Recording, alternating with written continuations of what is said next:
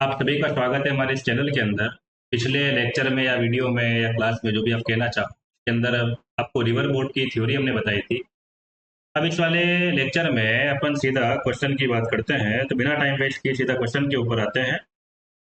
Question की अगर बात करें तो यहाँ पर सबसे पहले आपको गिवन है speed of boat with respect to river. देखो, मैंने लेक्चर के अंदर भी पहले कहा था कि speed of boat with respect to river का है, speed of boat with respect to water का है, या speed of boat provided by engine का है। सभी का मतलब एक होता है।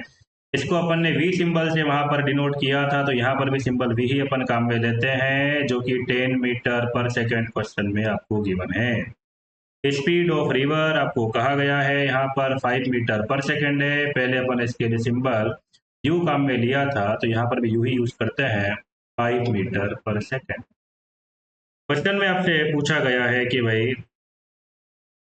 रिवर फ्लो के अलोंग दो पॉइंट मान लेते हैं ए और बी है, जिनके बीच का डिस्टेंस आपको गिवन है 60 मीटर के इक्वल।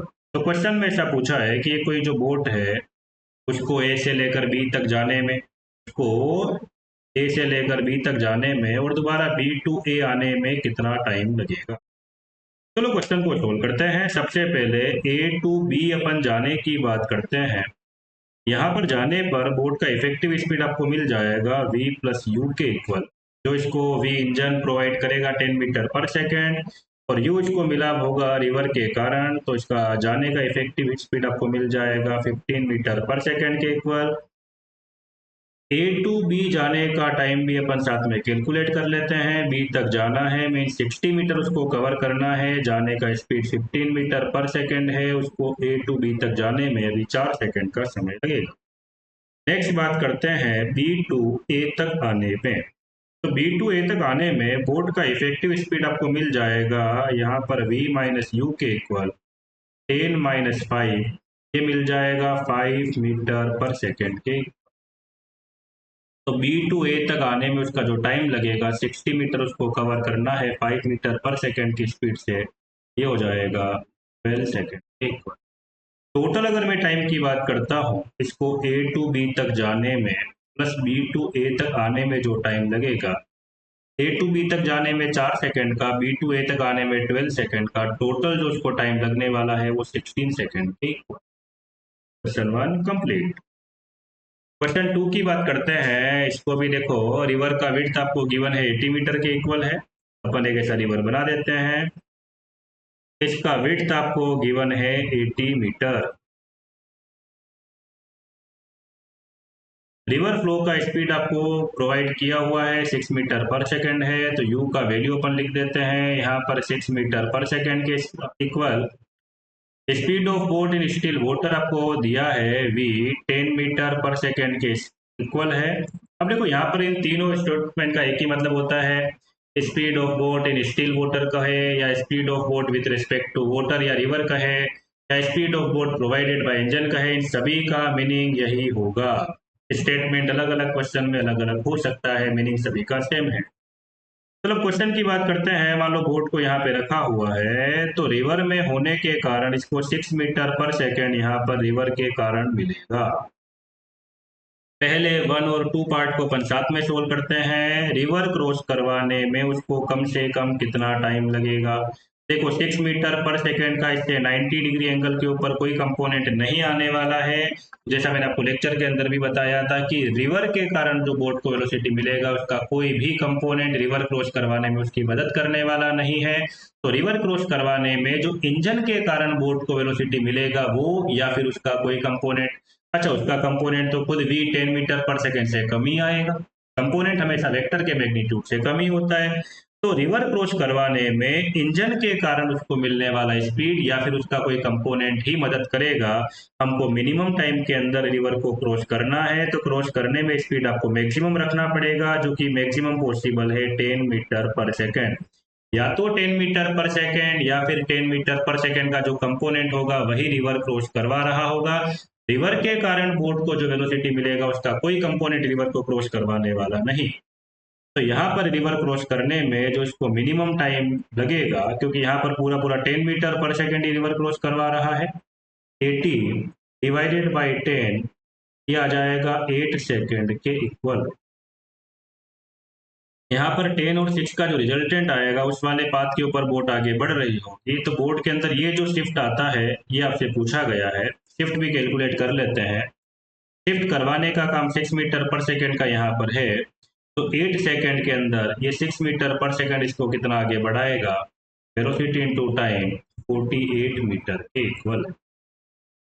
अब 3 एंड 4 को भी अपन साथ में सोल्व करते हैं।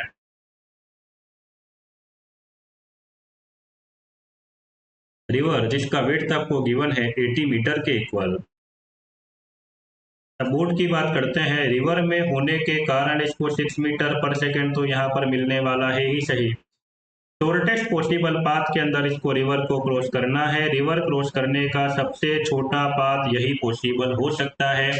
अब इस पाथ के ऊपर बोट चल पाएगी कि नहीं चल पाएगी वो अलग बात है, लेकिन इससे छोटा पॉसिबल पाथ तो है नहीं। ठीक है, अब ये वाला पाथ अगर मिले या नहीं मिले वो अलग बात है। शॉर्टेस्ट पॉसिबल पाथ के ऊपर चलाने के लिए हमने दोनों ही केस जो थ्योरी के अंदर देखे थे उन दोनों ही केस में रिवर फ्लो की परपेंडिकुलर डायरेक्शन से थीटा एंगल पर थीटा कैलकुलेट अपन बाद में करेंगे। वहां पर आपको इंजन के कारण मिलने वाला वेलोसिटी बोट को रखना पड़ेगा। अब 10 मीटर पर सेकेंड का यहाँ पर आने वाला कंपोनेंट जिसको अपन बोलते हैं 10 साइन थीटा, अगर ये 6 मीटर पर सेकेंड को बैलेंस कर देता है, इसका मतलब अगर मैं इसको यहाँ पर एक्स और वाई में इसको रिसोल्व कर देता हूँ, एक्स यहाँ और वाई यहाँ, अगर 10 साइन थीटा 6 मीटर पर सेकेंड को बैलेंस कर देता है, इसका मतलब एक्स के अंदर रिजल्टेंट वेलोसिटी का कोई कंपोनेंट बचेगा नहीं, जो भी आएगा वो वाई में आएगा। तो इस वाले केस में ये पाथ पॉसिबल हो सकता है। ये पाथ तभी पॉसिबल हो पाएगा जब v का वैल्यू u की तुलना में ज्यादा होगा, ऐसा भी बच्चे को याद रहता है। ठीक है, तो ये बात तो पॉसिबल है। अब जब 10 साइन थीटा इक्वल टू 6 हो रहा होगा, यहाँ से अगर आप कैलकुलेट करेंगे साइन थीटा इक्वल टू 6/10, 2 से डिवाइड करेंगे 3/5, थीटा आपको मिल जाएगा 37। तो इसको रिवर फ्लो की परपेंडिकुलर डायरेक्शन से 37 पर फ्लो करवाना पड़ेगा। अब कभी कभी डायरेक्शन वो अलग अलग तरीके से पूछ सकता है।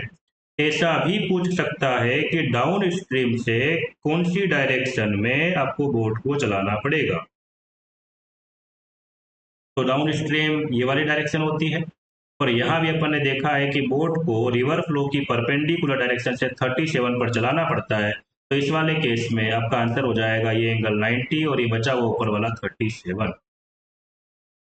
अगर कभी पूछ लेता है कि बताइए अप स्ट्रीम के साथ में कितने एंगल के ऊपर बोट को सेल करना पड़ेगा, बोट को अपन ने देखा है कि रिवर फ्लो से जो परपेंडिकुलर आता है वहां से 37 पर भी सेल करना पड़ता है, चलाना पड़ता है। तो ये जो एंगल बचेगा अप स्ट्रीम के साथ में ये आ जाएगा 90 माइनस 37 डिग्री, जो कि इक्वल टू 53 डिग्री। अब 10 मीटर पर सेकेंड का यहाँ पर जो कंपोनेंट आएगा ये हो जाएगा 10 कोस थीटा, यही रिवर क्रॉस करवाने का काम कर रहा होगा। तो शॉर्टेस्ट पॉसिबल पाथ के ऊपर जब रिवर चल रही है तो रिवर क्रॉस करने में उसको जो टाइम लगेगा मीन्स 80 मीटर कवर करना है, और ये डिस्टेंस कवर करवाने का काम है 10 कोस थीटा का। कोस थीटा कोस 37 होता है 4/5, आपको आंसर मिल जाएगा 10 सेकेंड के इक्वल। अब नेक्स्ट क्वेश्चन की अपन बात करते हैं। इस वाले क्वेश्चन की अगर मैं बात करता हूं तो पार्ट 1 और 2 ये नीट के लिए हिसाब से ठीक है, जेई मेन के हिसाब से भी ठीक ठीक है, एडवांस की तो हिसाब से बहुत सिंपल है। लेकिन जो थर्ड और फोर्थ पार्ट है ये मेनली नीट के अंदर या जेई मेन के अगर सिंपल पेपर बनता है तो उसमें इस चीज को कंसीडर नहीं किया जाएगा, लेकिन एडवांस लेवल के लिए वो इंपॉर्टेंट है। लेकिन जो बच्चे जेई की तैयारी कर रहे हैं, चाहे जेई मेन हो चाहे जेई एडवांस हो, वो थर्ड और फोर्थ पार्ट को भी देखें। जो ओनली नीट की तैयारी कर रहे हैं वो 1 और 2 को देखें, इनकी इच्छा हो तो 3 4 को देख सकते हैं।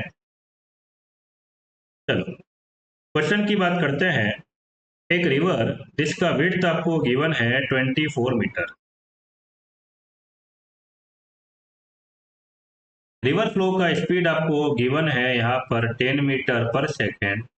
बोट का जो स्पीड है स्टिल वाटर में कहो या विद रेस्पेक्ट टू वाटर कहो या फिर प्रोवाइडेड बाय इंजन कहो, सभी का मीनिंग एक ही होता है। क्वेश्चन में आपको दे रखा है ये 8 मीटर पर सेकेंड के इक्वल है। अब यहाँ पर मान लो अपन ने बोट को रखा हुआ है 10 मीटर पर सेकेंड, तो रिवर के कारण इसको मिलना ही है। पहले पार्ट के अंदर आपसे पूछा है minimum time required to cross the river. पिछले वाले क्वेश्चन के अंदर भी अपन ने देखा है, थ्योरी के अंदर भी अपन ने देखा है, रिवर के कारण मिलने वाली वेलोसिटी का कोई भी कंपोनेंट रिवर क्रॉस करवाने में उसकी मदद नहीं करेगा, क्योंकि कोई भी वेक्टर का उसके 90 डिग्री एंगल के ऊपर कंपोनेंट तो जीरो आता है। तो बोट को जो इंजन के कारण वेलोसिटी मिल रहा है वो, या फिर उसका कोई कंपोनेंट, अच्छा कंपोनेंट तो खुद 8 मीटर पर सेकेंड जो कि इंजन के कारण बोट को वेलोसिटी मिल रहा है, तो कोई भी वेक्टर का जो कंपोनेंट है खुद वेक्टर से तो कम ही आता है ना। तो या तो 8 या फिर उसका कोई पार्ट ही रिवर को क्रॉस करवा रहा होगा। हमको कम से कम टाइम के अंदर रिवर को क्रॉस करना है, तो रिवर क्रॉस करवाने का स्पीड ज्यादा से ज्यादा होना चाहिए।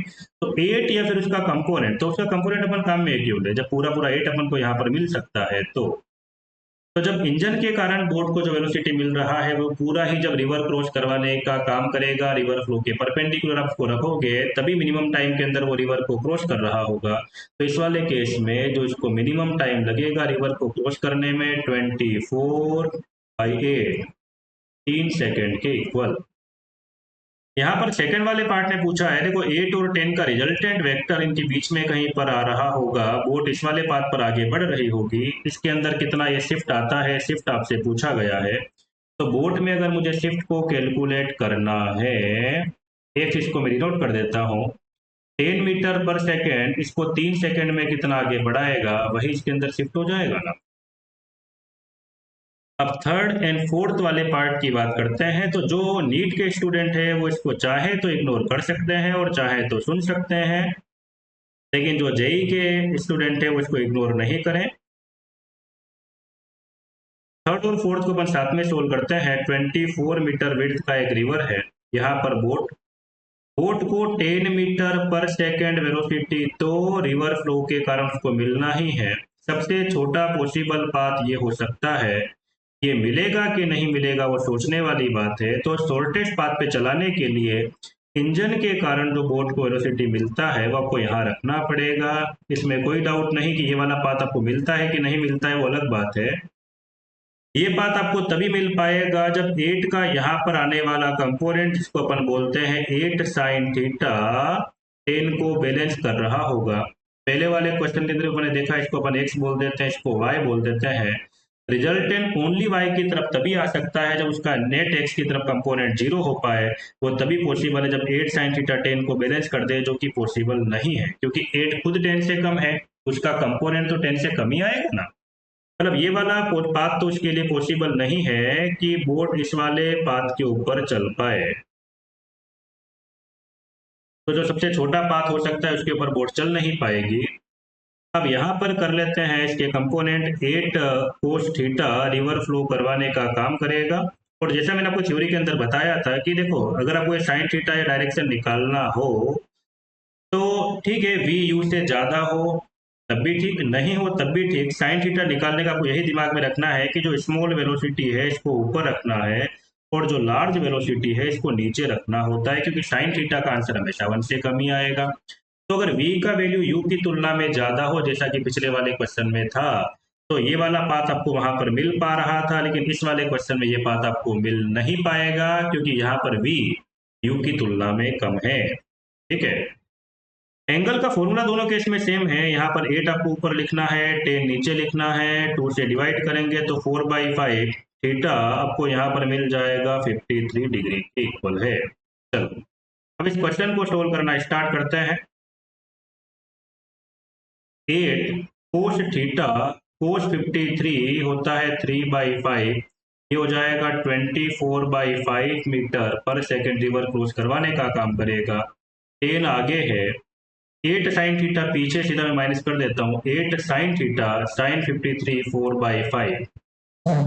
अब पूछा गया है कि इसको रिवर क्रॉस करने में कितना टाइम लगेगा और सेकंड पूछा है शिफ्ट कितना होगा। टी की बात कर लेते हैं। 20 मीटर क्रॉस करने में जो उसको टाइम लगेगा 24 डिवाइडेड बाई रिवर क्रॉस करने का स्पीड 24/5, उसको टाइम लगेगा 5 सेकेंड के इक्वल। अब इस 5 सेकेंड के अंदर ये वाला कंपोनेंट इसको जितना आगे बढ़ाएगा वही बोर्ड के अंदर शिफ्ट हो जाएगा। अगर मुझे शिफ्ट को कैलकुलेट करना है तो 10 माइनस 32/5 इंटू 5 आपको करके सोल्व कर देना। नेक्स्ट क्वेश्चन की बात करते हैं।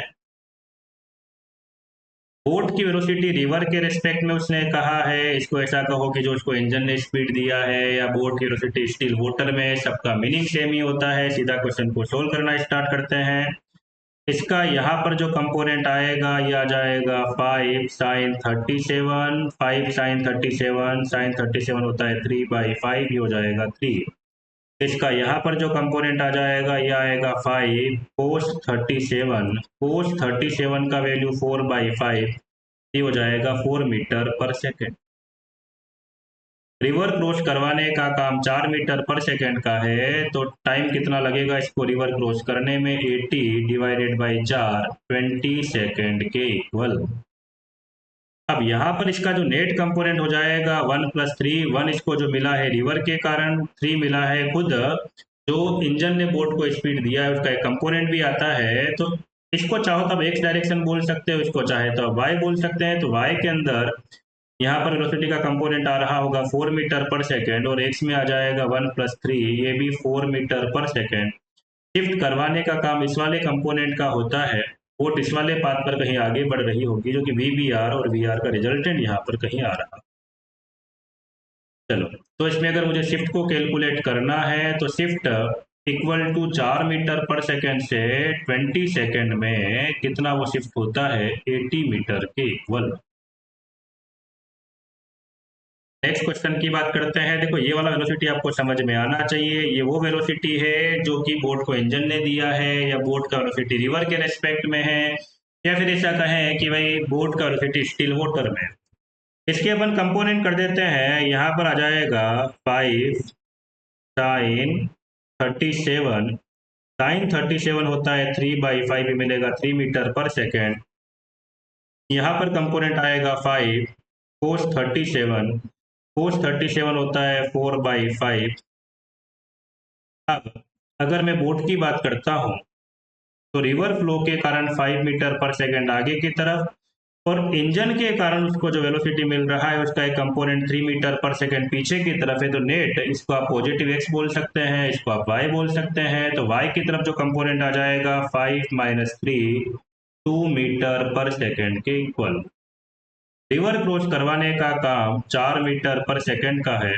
रिजल्टेंट जो इसका वेलोसिटी आएगा इनके बीच में कहीं आ रहा होगा, बोट इस वाले पाथ पे आगे बढ़ रही होगी। रिवर क्रॉस करने में इसको कितना टाइम लगा है? टाइम अगर अपन कैलकुलेट करें तो रिवर क्रॉस करवाने का काम 4 मीटर पर सेकेंड का है, तो 80 मीटर क्रॉस करने में चलने में उसको कितना समय लगेगा? तो 20 सेकेंड के इक्वल टाइम लगेगा। ये 2 मीटर पर सेकेंड इसको कितना आगे शिफ्ट करवाएगा वो अपन देख लेते हैं एक बार। तो इसके अंदर अगर मुझे शिफ्ट को कैलकुलेट करना है, ये आ जाएगा 2 मीटर पर सेकेंड, 20 सेकेंड में इसको 40 मीटर आगे शिफ्ट करवाएगा। नेक्स्ट क्वेश्चन की बात करते हैं। River is crossed in 10 second, find velocity of boat in still water. देखो, VB यहाँ पर आ रहा है, अपन को पता है कि भाई VB जो आता है वो जो VB आता है वो स्मॉल u और V का रिजल्टेंट होता है। यहाँ पर u को ही उसने VR कहा है। V होता है कि बोट को इंजन ने कितना वेलोसिटी दिया है, या फिर इसको बोल सकते हैं provided by engine, provided by engine, या विथ रेस्पेक्ट टू रिवर, या फिर इन स्टिल वाटर। बोट का वेलोसिटी सभी का मीनिंग एक ही आता है। ठीक है, रिवर क्रॉस करने में उसको 10 सेकेंड का समय लगता है। अभी तक क्वेश्चन करके ये तो हमको समझ में आ चुका है कि 5 मीटर पर सेकेंड जो कि रिवर के कारण बोट को मिलने वाला है, इसका तो कोई भी कंपोनेंट रिवर क्रॉस करवाने में उसकी मदद करेगा नहीं। तो यहाँ पर बात करते हैं, इस बोट की बात करते हैं। बोट को 5 मीटर पर सेकेंड ये तो मिलेगा रिवर के कारण।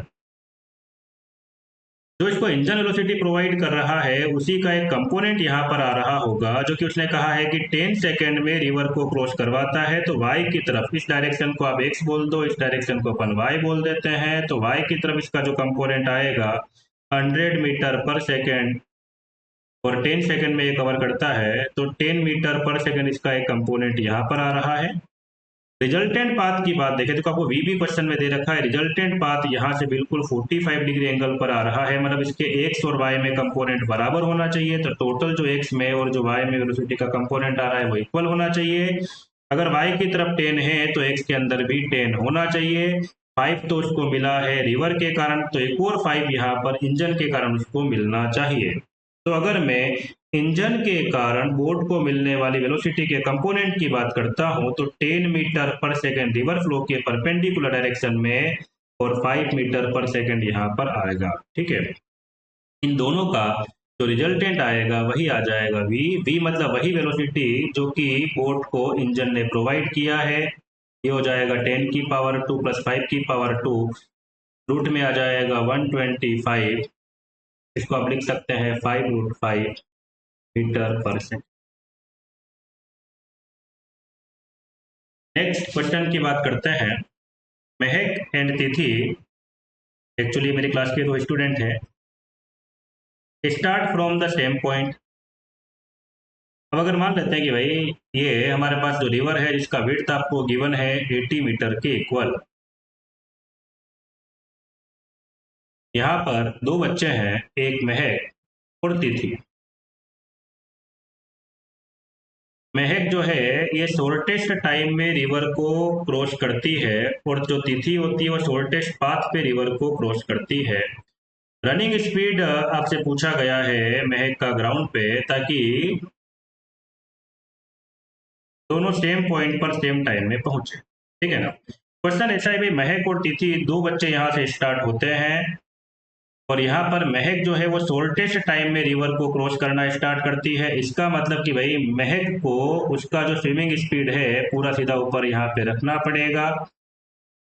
रिवर का वेलोसिटी जो कि आपको क्वेश्चन में गिवन है 6 मीटर पर सेकेंड, तो 6 मीटर पर सेकेंड का ये जो वेलोसिटी है, चलो इसको मैं ऐसा करता हूँ, दोनों को अलग अलग ही सोल्व कर देता हूँ, ज़्यादा बढ़िया। सबसे पहले मैं महक की बात करता हूँ, इसके साथ ही पैरेलल में तिथि की बात कर लेते हैं भाई। 80 मीटर इस रिवर का विड्थ है। रिवर के कारण जो वेलोसिटी है 6 मीटर पर सेकेंड, ये महक को भी मिलेगा और ये तिथि को भी मिलेगा। ठीक है, क्वेश्चन में उसने कहा है कि महक जो है रिवर को शॉर्टेस्ट टाइम में क्रॉस करती है, तो महक को अपना स्विमिंग स्पीड 10 मीटर पर सेकेंड पूरा रिवर फ्लो के परपेंडिकुलर रखना पड़ेगा। 10 और 6 का रिजल्टेंट यहाँ पर कहीं आ रहा होगा, तो महक यहाँ से स्टार्ट होकर यहाँ तक पहुंचेगी। तिथि की बात करते हैं, वो शॉर्टेस्ट पॉसिबल पाथ में रिवर को क्रॉस कर रही है और स्विमिंग स्पीड अगर देखा जाए तो रिवर की वेलोसिटी की तुलना में ज़्यादा है। देखो, बोट वाले क्वेश्चन और स्विमिंग वाले क्वेश्चन बिल्कुल सिमिलर ही होते हैं। अब क्योंकि ये 10 मीटर पर सेकेंड 6 की तुलना में ज़्यादा है, तो 10 मीटर पर सेकेंड का यहाँ पर जो कंपोनेंट आएगा जिसको अपन बोलते हैं 10 साइन थीटा, वो 6 को आराम से बैलेंस कर सकता है। साइन थीटा की बात करेंगे 6/10, 6/10 मतलब कि 3/5, तो यहाँ पे थीटा आपको मिल जाएगा 37 डिग्री। थीटा हमने कैलकुलेट कर लिया है 37 डिग्री को। अब 10 का यहाँ पर जो कंपोनेंट आएगा ये आ जाएगा 10 cos 37। 10 cos 37 की बात करेंगे, cos 37 4/5, ये हो जाएगा 8 मीटर पर सेकेंड। तो रिवर क्रॉस करवाने के लिए जो कंपोनेंट रिस्पॉन्सिबल है वो 8 मीटर पर सेकेंड है, तो तिथि को रिवर क्रॉस करने में कितना टाइम लगेगा, 80 मीटर बाई 8 मीटर पर सेकेंड, 10 सेकेंड। अब 10 सेकेंड के अंदर तिथि यहाँ से अपोजिट एंड के ऊपर यहाँ पहुंच जाती है, उतने ही टाइम के अंदर महक को भी इस वाली लोकेशन पर पहुंचना है, तो इसको कुछ दौड़ कर आना पड़ेगा ना।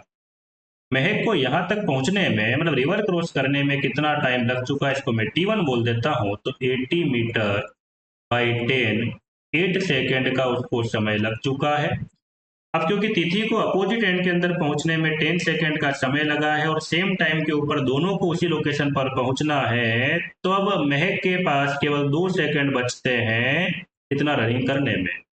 कितना उसको रनिंग करके आना पड़ेगा, जितना उसके अंदर शिफ्ट हुआ होगा। तो महक में अपन शिफ्ट कैलकुलेट कर सकते हैं।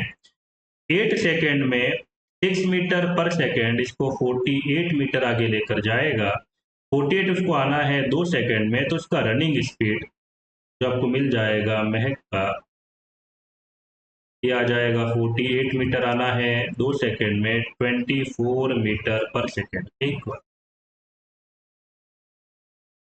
नेक्स्ट बहुत ही खतरनाक क्वेश्चन है ये अगर देखा जाए तो ओनली फॉर एडवांस्ड है, तो मेडिकल वाले बच्चे इसको नहीं देखे तो ज़्यादा बढ़िया है। पर्सन का रनिंग स्पीड आपको दे रखा है 10 मीटर पर सेकेंड, स्विमिंग स्पीड भी आपको दे रखा है 10 मीटर पर सेकेंड, और रिवर का स्पीड भी आपको दे रखा है 10 मीटर पर सेकेंड के इक्वल है। तो इसको मिनिमम टाइम कितना लगेगा अपोजिट एंड तक पहुंचने में, चलो देखते हैं। इस वाले क्वेश्चन के अंदर मैंने स्विमिंग स्पीड 10 मीटर पर सेकेंड दिया है, ये 10 से ज़्यादा भी हो सकता है, उसमें कोई दिक्कत नहीं है।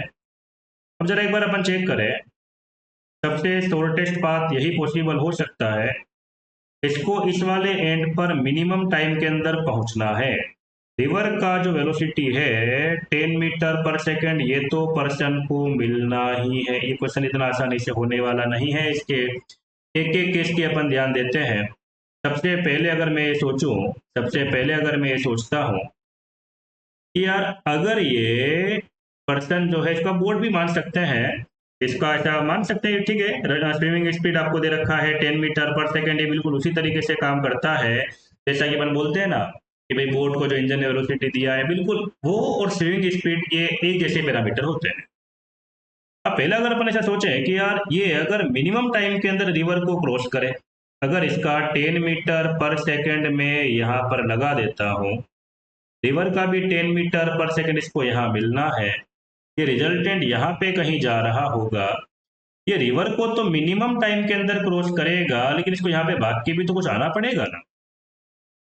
अब जरा अगर मैं सेकंड थोड़ा केस की बात करूं कि यार इसको अगर मैं पर्सन को थोड़ा यहाँ पर इसका 10 मीटर पर सेकेंड स्विमिंग स्पीड रख देता हूँ, तो ठीक है, रिवर क्रॉस करने में इसको थोड़ा ज़्यादा टाइम लग जाएगा, क्योंकि 10 मीटर पर सेकेंड का यहाँ पर जो कंपोनेंट आएगा वही रिवर क्रॉस करवाने में काम करेगा।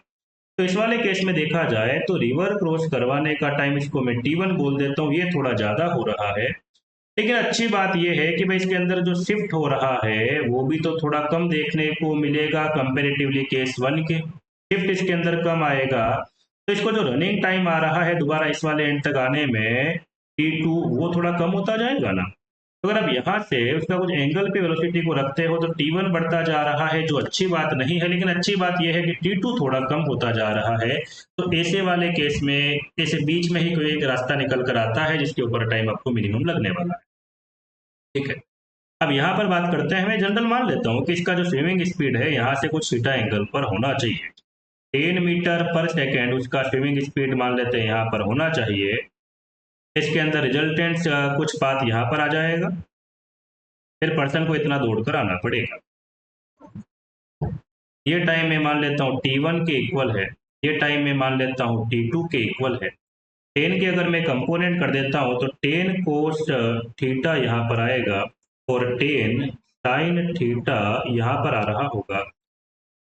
अगर मैं थोड़ा और सिंपल डायग्राम बना देता हूँ, चलो पहले वाले डायग्राम के अंदर मैं थोड़ी बात कर लेता हूँ कि भाई ठीक है, बोट लिखो या पर्सन लिखो, इसका रिवर फ्लो के अलोंग नेट वेलोसिटी मिल जाएगा 10 माइनस का 10 साइन थीटा, और रिवर क्रॉस करवाने का जो काम कर रहा होगा 10 कोस थीटा, पर्सन का रिजल्टेंट वेलोसिटी यहाँ पर कहीं आएगा, रिवर क्रॉस करने में या इस पाथ के ऊपर चलने में मान लो इसको T1 टाइम लगता है, और रिटर्न इसको दौड़ कर आने में T2 टाइम लगता है। टोटल टाइम हमको कम से कम चाहिए, अगर टोटल टाइम की बात करें, टोटल टाइम हो जाएगा T1 प्लस T2 के इक्वल, रिवर क्रॉस करवाने का टाइम ये हो जाएगा 50√3 divided by 10 cos theta plus T2, जितना शिफ्ट होगा, शिफ्ट कितना होगा भाई T1 टाइम अपन ने निकाल लिया है 50√3 डिवाइडेड बाई 10 कोस थीटा, इतने टाइम के अंदर ये 10 माइनस 10 साइन थीटा इसको जितना आगे लेकर जाएगा 10 माइनस 10 साइन थीटा, ये शिफ्ट होगा, शिफ्ट डिवाइडेड बाय उसका रनिंग स्पीड बात करेंगे, टाइम T2 आ जाएगा ना।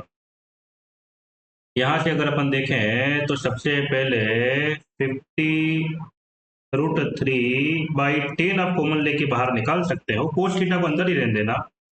पहले में 1/कोस थीटा, ये मिल जाएगा आपको सेक थीटा।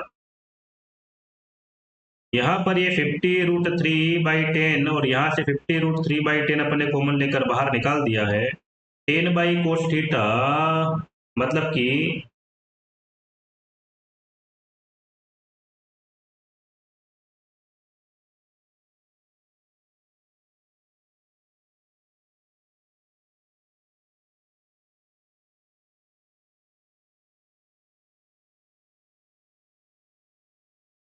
ये हो जाएगा इसमें प्लस का 10 सेक थीटा माइनस का 10 sine theta by cos theta, ये हो जाएगा 10 थीटा, नीचे इसमें 10 डिवाइड भी हो रहा है। तो टोटल अगर मैं टाइम की बात करता हूँ, टोटल टाइम मुझे मिल रहा है 5√3, ये 10 इससे डिवाइड करेंगे आप, तो sec theta plus sec theta ये हो जाएगा 2 सेक थीटा माइनस का 10 थीटा। अब देखो टाइम का मुझे अगर मिनिमा निकालना है तो फॉर टी मिनिमम, जहां पर भी टी, क्योंकि यहाँ पर थीटा एंगल पर डिपेंड करता है, जहां भी इसका मैक्सिमा या मिनिमा आ रहा होगा वहां पर d t by d theta equal to आपको मिलेगा 0।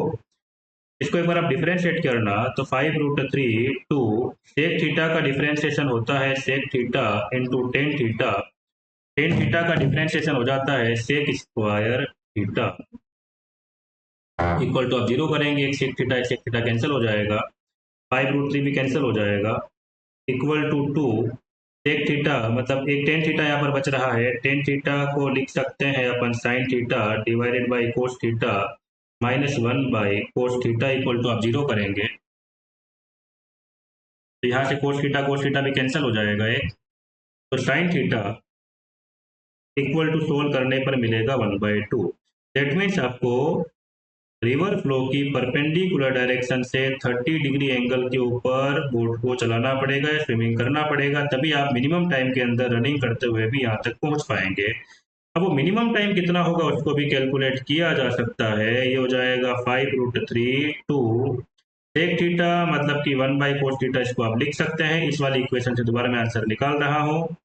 सेक थीटा मतलब 1/कोस थीटा, फिर कोस 30 आप लिख देना, माइनस टेन थर्टी होता है 1/√3, कोस 30√3/2, तो ये टाइम आपको मिल जाएगा 5√3 4/√3 माइनस का 1/√3।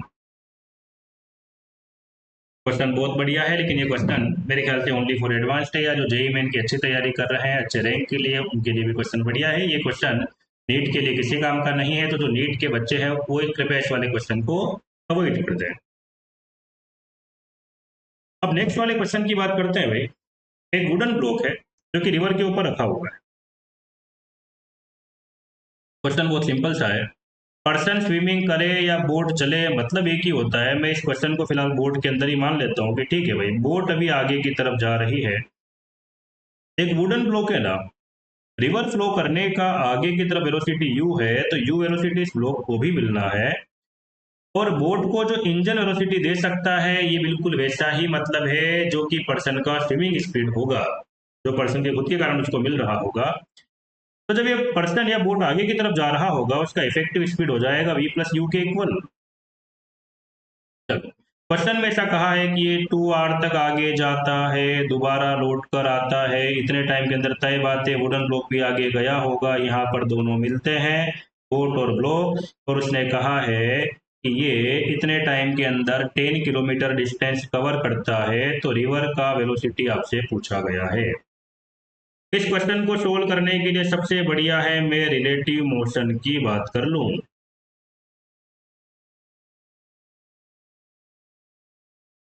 देखो भाई, जाते समय बात करते हैं, बोट का वेलोसिटी ब्लॉक के रेस्पेक्ट में u इसके पास है, तो इसके पास भी तो v प्लस यू है ना, तो रिलेटिव मोशन की बात करेंगे, बोट की वेलोसिटी में से इसकी माइनस करेंगे तो ओनली v ही बचेगा। इसका मतलब जो इसको इंजन ने स्पीड दिया है उसी स्पीड से वो आगे की तरफ बढ़ के यहाँ कहीं जा रहा है, और रिलेटिव मोशन मैंने लगाया है, इसका मतलब ये जो ब्लॉक है अब ये बाय डिफॉल्ट रेस्ट में आ चुका है। रिटर्न जर्नी की अगर मैं बात करता हूँ तो बोट और यहाँ पर ये ब्लॉक की बात करते हैं, इसका वेलोसिटी u यहाँ पर, और इसकी बात करेंगे तो u यहाँ v वेलोसिटी जो कि इंजन ने दिया होगा और u जो कि रिवर के कारण इसको मिला होगा। रिलेटिव मोशन की बात करते हैं तो बोट की वेलोसिटी में से अगर आप इसकी माइनस करोगे तो ये u में से ये u कैंसिल हो जाएगा ना, मतलब v स्पीड से ही बोट दोबारा या पर्सन इसके पास में आ रहा है, तो जाने का रिलेटिव स्पीड भी v के इक्वल है, आने का रिलेटिव स्पीड भी v के इक्वल है। जितना टाइम इसको जाने में लगा है, मान लो उसको 2r का टाइम जाने में लगा है, तो आने के अंदर भी उसको टोटल 2r का टाइम लगा होगा। मतलब कि एक बार जब ये ब्लॉक को स्विमर या फिर बोट जब क्रॉस करके जाता है और जब दोबारा मिलता है तो 2r जाने में, इसको 2r दोबारा आने में लगा होगा टाइम। ठीक है, मतलब टोटल टाइम जिसको दोबारा मिलने में लगा है एक बार मिलने के बाद, वो टोटल टाइम 4r का रहा है। तो टोटल एक बार क्रॉस करने के दूसरी बार क्रॉस करने में टाइम का डिफरेंस 4r का रहा है। और क्वेश्चन में ऐसा कहा है कि 4r के अंदर ये 10 किलोमीटर ब्लॉक आगे बढ़ता है, तो ब्लॉक का वेलोसिटी जो कि रिवर की वेलोसिटी के यहाँ पर इक्वल हो जाएगा,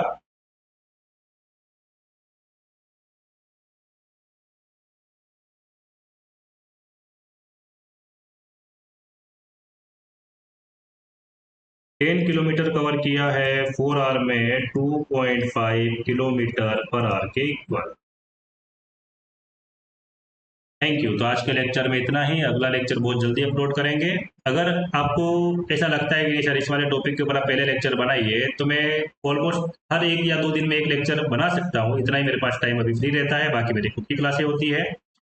अगर कोई भी टॉपिक ऐसा है जिस पे आप चाहते हैं कि उसके ऊपर मैं जल्दी लेक्चर बनाऊँ, तो आप कमेंट के अंदर लिख सकते हैं। आपकी कमेंट को देखकर उस टॉपिक के ऊपर बहुत जल्दी लेक्चर बनाया जाएगा। बाकी मेरी कोशिश यही रहेगी हर 1-2 दिन के अंदर कोई एक टॉपिक के ऊपर क्वेश्चन बनाकर मैं अपलोड करता रहूँ। हाँ, यूट्यूब का ध्यान रखना, यूट्यूब पढ़ाई करने के लिए नहीं होता है। ऐसा कोई भी टॉपिक जो आपका वीक रहा है, जिसमें आपको थोड़ी और मेहनत की आवश्यकता है, केवल इम्प्रूव करने के लिए होता है। अगर मैंने पहले भी कहा है, अगर आपके पास ऑफलाइन सोर्स अवेलेबल है तो उसके ऊपर ही आप रिलाई करें, उसके ऊपर ही आप पढ़ाई करें। ठीक है, ऑफलाइन जहाँ पर अवेलेबल नहीं है, जहाँ पर आपके पास अच्छे टीचर अवेलेबल नहीं है जो कि जेई और नीट का पढ़ा सकते हैं, तो आप ऑनलाइन के ऊपर आ सकते हैं। बाकी ऑनलाइन जितना हो सके उसको आप अवॉइड करें, इग्नोर कीजिए। ठीक है, तो जहाँ पर भी आपको डिफिकल्टी आ रही है, जहाँ पर भी आपको परेशानी आ रही है, आप मुझे बताइए।